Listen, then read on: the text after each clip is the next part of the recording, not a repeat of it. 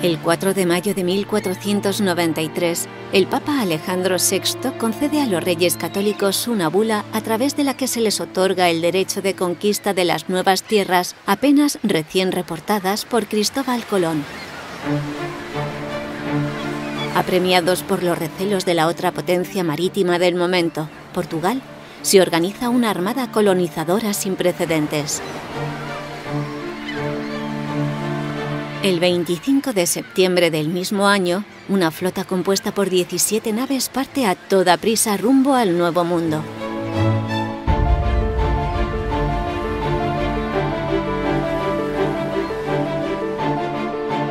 A la llegada a las costas de la isla, bautizada en su primer viaje como la Hispaniola, Colón descubre con tristeza que no hay supervivientes en el conocido como Fuerte de la Navidad, un pequeño contingente de hombres que quedaron en la isla debido a que el naufragio de la nao Santa María impidió que pudiesen retornar todos los marineros en las 2 carabelas restantes.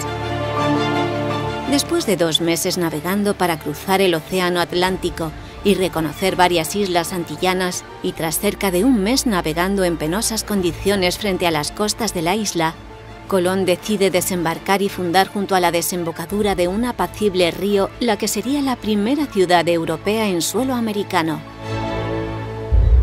La Isabela. La Isabela es un acontecimiento a nivel cultural porque es la primera vez que en América se organiza un establecimiento europeo pero planteado como una ciudad. En La Isabela tenemos un establecimiento ya planteado con calles, con ayuntamiento, con almacenes reales, tenemos la casa del gobernador, entre comillas, porque todavía no tenía el nombre de gobernador, era solamente almirante de la mar Oceana, que tampoco está nada mal, ¿no? Y con una población ya importante, porque llegaron 1.500 personas en los barcos, de las que se quedaron aproximadamente unas 1.200, las otras 300 se volvieron a España, porque eran fundamentalmente tripulaciones de los 17 barcos que salieron de Cádiz y que después de 3 meses de travesía llegaron aquí.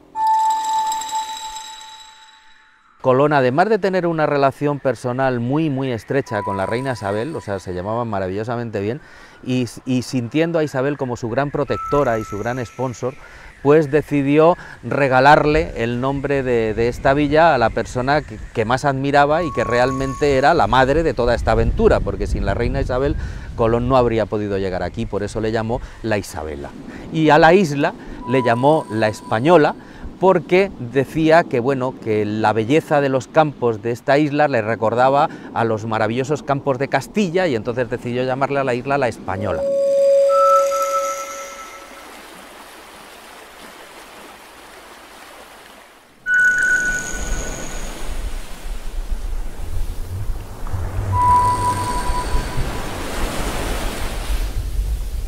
La Isabela, la gran importancia que tiene es que, al ser el primer establecimiento europeo, es donde se planteó realmente cómo se iba a conquistar y a colonizar América. Entonces, lo que aquí se ve, lo que aquí se hizo, lo que crearon los primeros españoles que se asentaron en este punto, fue lo que se replicó después en las otras islas antillanas y también lo que se planteó en el continente.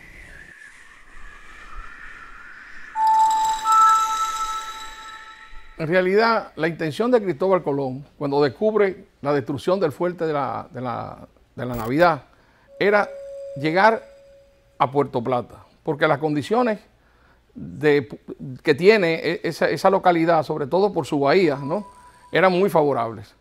Él no tuvo la facilidad de los alicios. Los alicios que venían de este a oeste y que le favorecieron tanto hasta ese momento, pues se volvieron en su contra.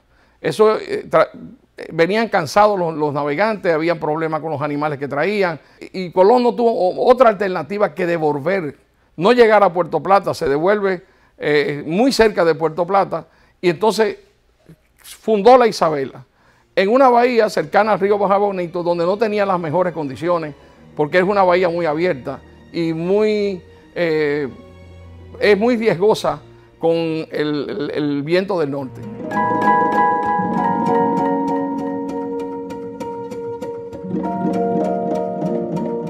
Detrás de mí, al fondo, se encuentra el antiguo muelle de la Isabela. Fue el muelle que construyó Colón y entre el muelle y donde me encuentro había un caño con manglares, donde se creó un pequeño astillero que es donde se construyó el primer barco europeo que se hizo en América. El nombre que le dieron fue muy bonito porque le llamaron la India y esta zona tiene un gran interés. Actualmente es una pequeña playa.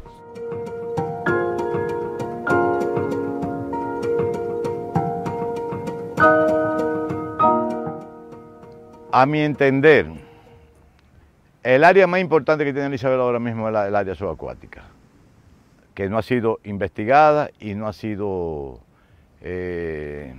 han habido tantas incursiones en esa área.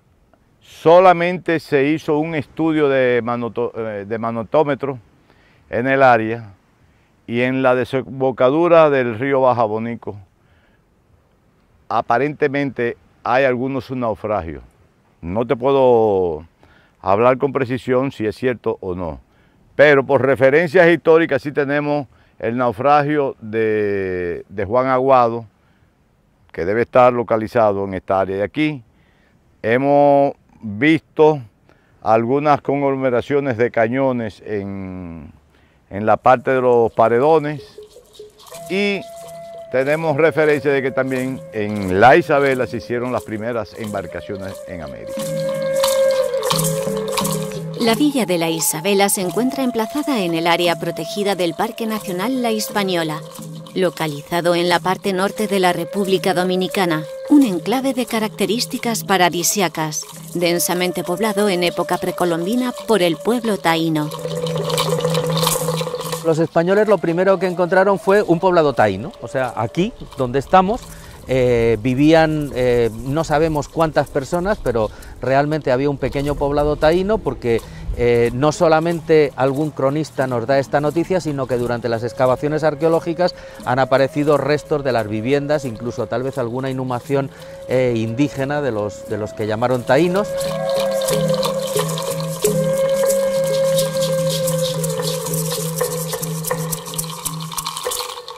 Colón fundamentalmente buscaba dos cosas. En primer lugar, un sitio donde poder establecer una colonia y defenderla, porque estaban realmente preocupados con la posición que iba a mantener el rey de Portugal, que consideraba que esto eran dominios suyos y que los españoles aquí no tenían por qué venir.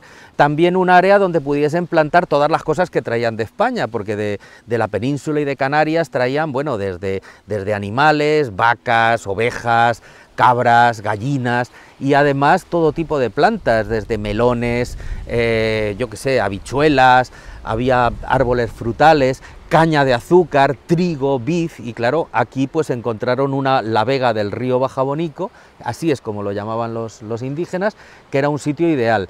Y luego necesitaba también un área resguardada para poder tener protegidos sus barcos de los vientos y de lo que pudiera suceder y realmente esta bahía pues le daba una protección que en principio no estaba mal. Lo que ocurre es que estaba abierta también a algunos vientos y eso pues es un poco problemático, como de hecho después se pudo ver con los temporales que asolaron una de las armadas que llegó aquí con provisiones, que se hundieron 4 barcos.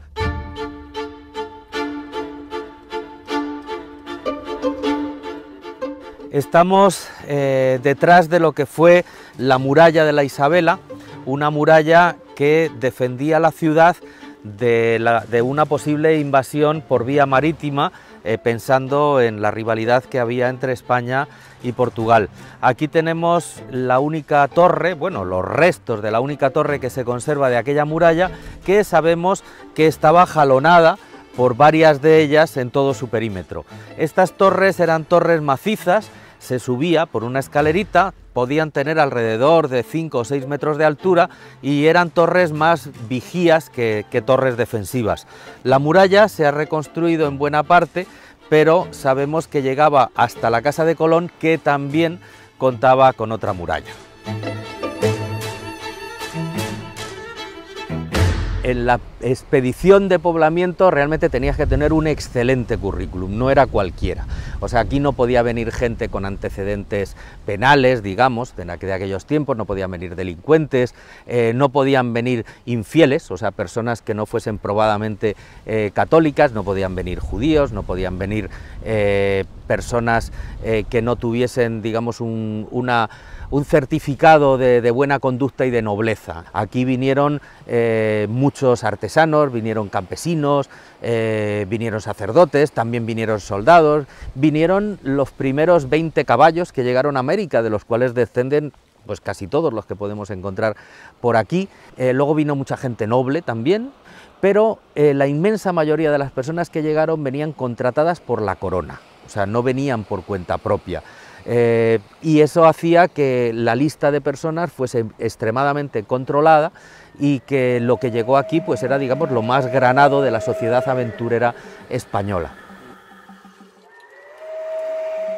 Aquí las primeras órdenes que dio Colón fue tratar bien a los indígenas, integrarlos dentro de lo que es todo el concepto español, o sea, el contexto europeo realmente de civilización, comerciar con ellos y pedirles ayuda.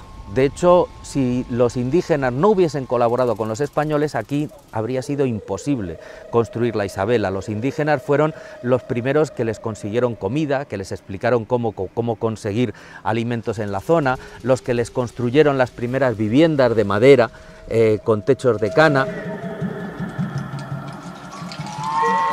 Realmente nosotros no sabemos cómo pensaba Colón estructurar la villa.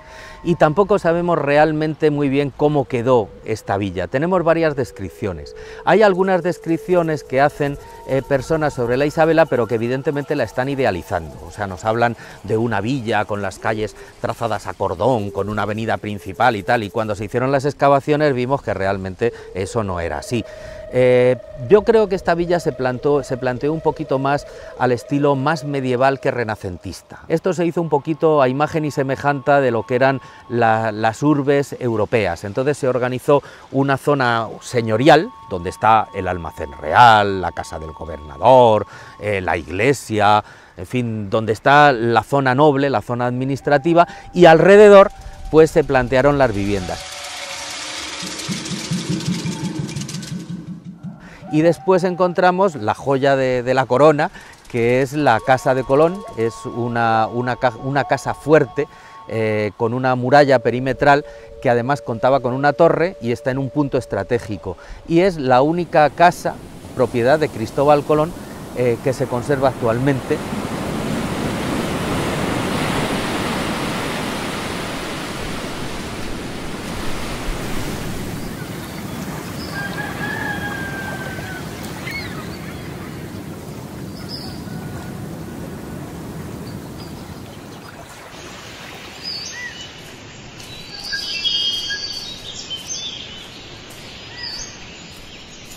Esto es la cantera, el sitio de donde sacaron las piedras para edificar la Isabela. Aquí podréis ver que incluso se dejaron muchos bloques cortados y bien escuadrados ya para sacarlos. También podéis ver que realmente eran bloques enormes, o sea, no eran piedrecitas pequeñas y había que desplazarlas casi 1 kilómetro hasta el área donde tenían que construir.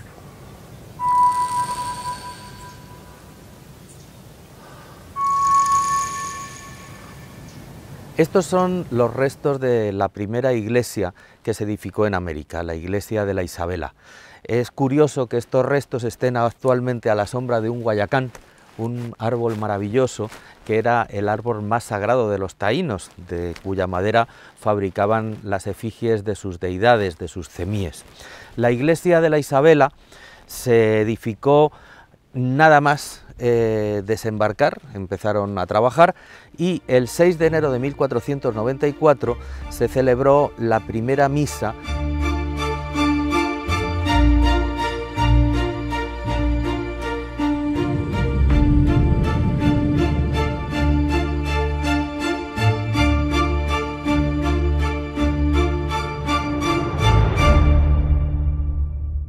Cuando yo llegué allá en el año 1983, había una leyenda que decía que en 1945 Trujillo mandó a limpiar el lugar porque se la visitó junto con parte de un personal internacional y que habían limpiado el lugar con un tractor y habían destruido todo. Resulta que como arqueólogo uno sabe que el tractor posiblemente pueda destruir unas 40 a 50 centímetros, pero si el yacimiento es un poquito más profundo queda parte de los cimientos. Y efectivamente justificamos allí un proyecto con la OEA y pudimos hacer las primeras excavaciones y localizamos no solamente los restos indígenas, también coloniales, sino que encontramos el cementerio del segundo viaje.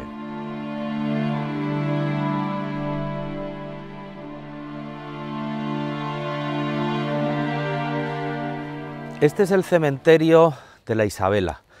Tal cual se hacía en la Edad Media, el cementerio está justamente relacionado con la iglesia, alrededor de donde estaba el centro de culto. Aquí hay enterrados alrededor de 100 españoles, en la zona que nosotros podemos ver actualmente, aunque probablemente haya otra área de enterramiento donde debe haber muchos más cadáveres, pero que todavía no se ha localizado.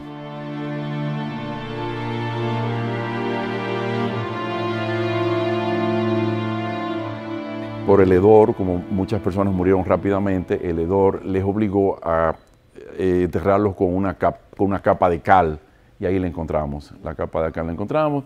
Encontramos parejas que suponemos que tenían un parentesco muy cercano porque aparecen como si estuvieran abrazados, pero lo cierto es que ahí aparecen indios y españoles juntos y todo la parafernalia que encontramos era mayormente aborigen, lo que posiblemente fueron los indígenas que los enterraran a los propios españoles.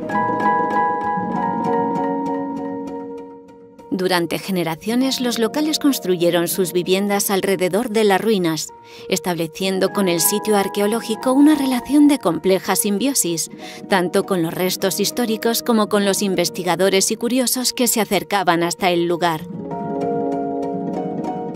Al principio, aquí en esta área donde estamos, aquí, lo que había era un secadero de maní. No se sabía que aquí había esqueletos, aquí había enterramiento. Sí se sabía que era la Isabela, estaba la casa de Colón, estaba la iglesia, estaba la Lóndiga y el polvorín. Todo eso se sabía, pero que había un cementerio, no se sabía.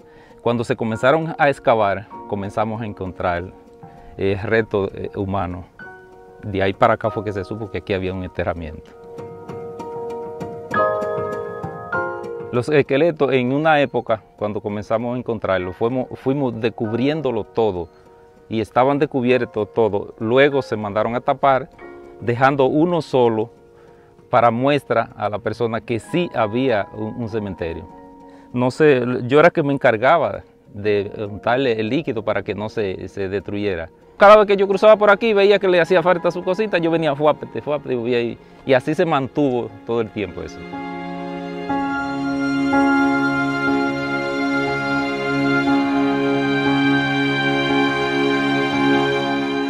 Nacida y criada aquí, en este sitio. Mis padres son oriundos de aquí, de la Isabela. Mi madre, Rafaela González, tiene un negocio aquí. Mi padre también. Mi padre tiene, bueno, desde que tengo juicio de razón, toda la vida trabajando aquí en el sitio. Desde muy pequeña recuerdo que para los 12 de octubre, es una de las tradiciones de todos los lugareños de aquí venir al parque. Ha sido una maravillosa experiencia desde que nací, prácticamente.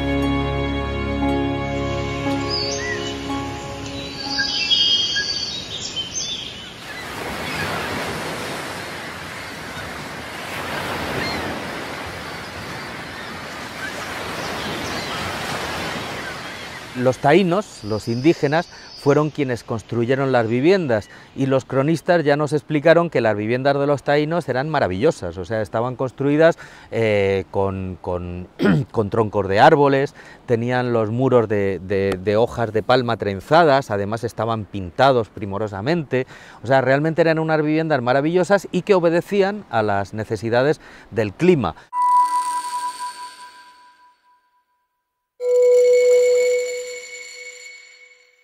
Aunque realmente hubo muchos españoles que murieron de las enfermedades propias de esta zona, como son, pues no sé, del paludismo y enfermedades tropicales, frente a los que los españoles no tenían prácticamente defensas. Entonces hubo un momento en el que la Isabela se convirtió en un lugar pues muy difícil.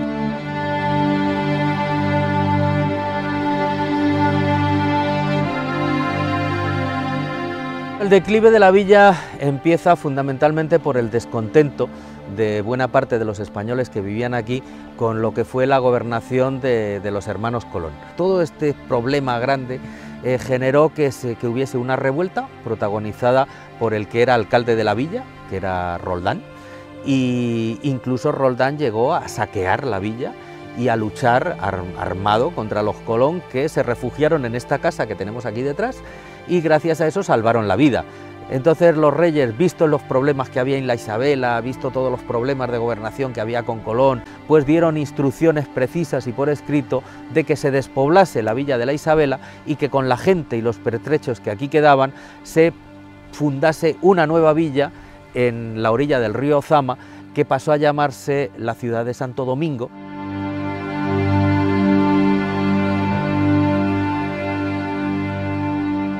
La situación geográfica no permitió que la villa perdurara en el tiempo, sobre todo después que se descubren las riquezas auríferas del río Jaina, cercano a Santo Domingo, y las ventajas del puerto de Los Amas. Pero de todas maneras, desde el punto de vista histórico, la Isabela es algo muy relevante para la historia hispanoamericana. Es la primera villa fundada por los europeos en América.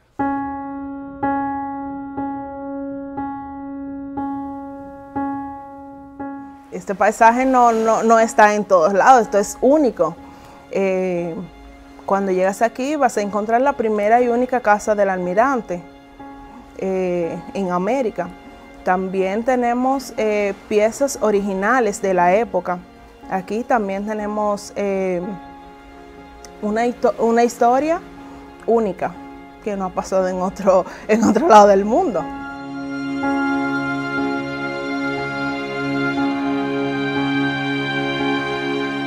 La población que vivía en la isla de Santo Domingo tuvo conciencia de la existencia de las ruinas de la Isabela.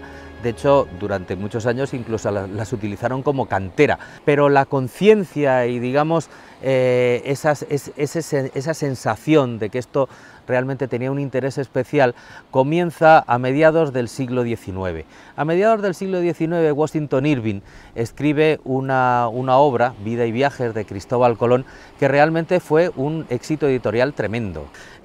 A raíz de esto, en 1892, se genera un acontecimiento que se va a ir repitiendo posteriormente, que fue la celebración del cuarto centenario del descubrimiento de América. Entonces, con este motivo empiezan a venir personas aquí, al medio del monte, en una selva que realmente era complicado llegar y reconocerla, a buscar y a entender y a hacer planos de las ruinas de la Isabela. Y al final, en los años 40, los mismos dominicanos crean un patronato para proteger estas ruinas, y durante la época del dictador Trujillo pues se decide expropiar estas tierras, crear lo que es un conjunto histórico particular para darle importancia a esta que fue el primer establecimiento europeo, la primera ciudad europea en América.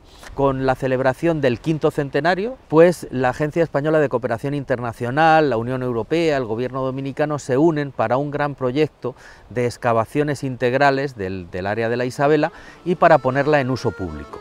Y lo último que se ha hecho, que ahora mismo está en pleno proceso, en la última recta, es declarar a la Isabela como Patrimonio Mundial de UNESCO. El Ministerio de Cultura tomó la decisión del acondicionamiento del parque ya que se encontraba muy abandonado. Y por supuesto se aprovechó que venía la visita de los consultores de la UNESCO para la Declaratoria de Patrimonio de la Humanidad. Este acondicionamiento ha tratado de restablecer sobre todo la área arqueológica, los museos y las áreas boscosas que es Parque Nacional. Me gusta lo que hago y además sé que estoy aportando por esta comunidad, por el país, por el mundo, porque esta fue la primera ciudad. Aquí inició todo y que yo esté formando parte de esto para mí me llena mucho de orgullo. De verdad que sí. Cristóbal Colón llegó aquí, sí, él hizo su trabajo y cosas, pero luego emigró y yo estoy aquí. Y yo me he quedado aquí, no sé, voy a morir aquí, si Dios lo permite. Entonces, desde 1987, dando vueltas en este pedacito, ya usted sabe.